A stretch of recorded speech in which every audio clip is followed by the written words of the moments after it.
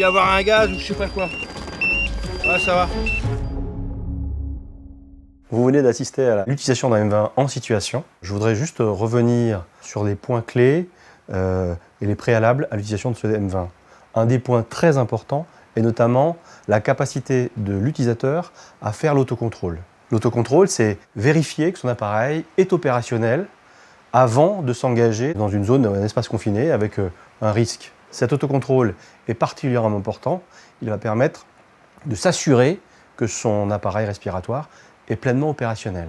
Le premier point est donc la jauge à pression.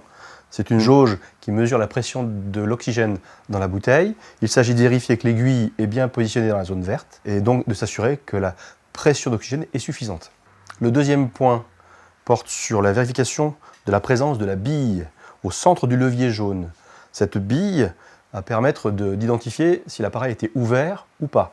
En absence de bille, on a un doute sur l'ouverture, on ne prendra pas son appareil. Et le dernier point, c'est un contrôle général de l'appareil.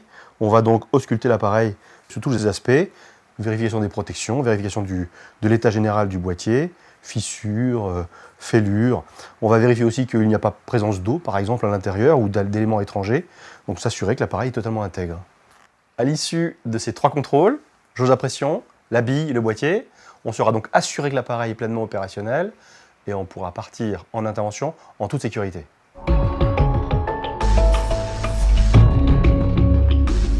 Notre stagiaire est donc équipé de l'ensemble de ses EPI, son casque, sa paire de gants, son harnais, son M20 bien entendu, et un détecteur de gaz.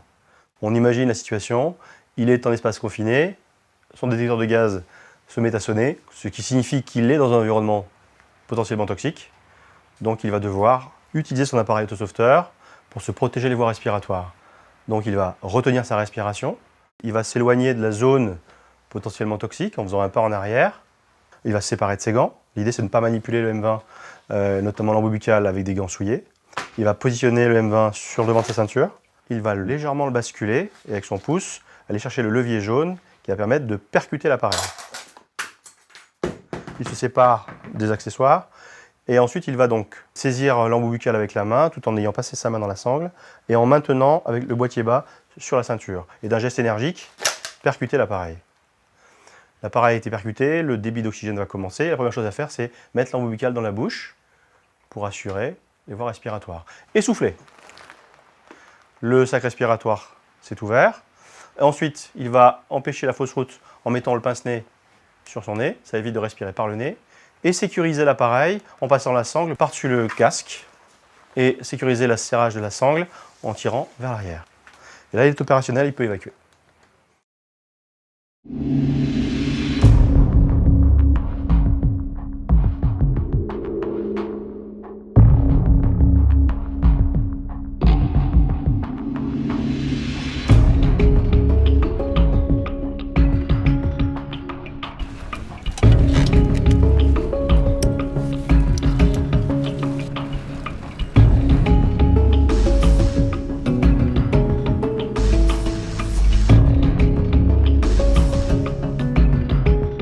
J'ai utilisé un autosauveteur, un vrai.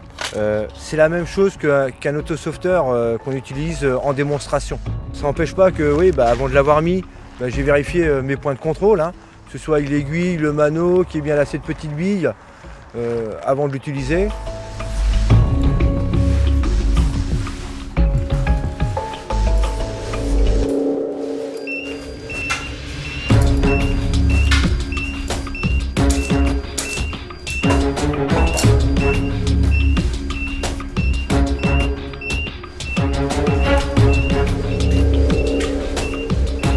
Il y a une alarme, il y a quand même du stress.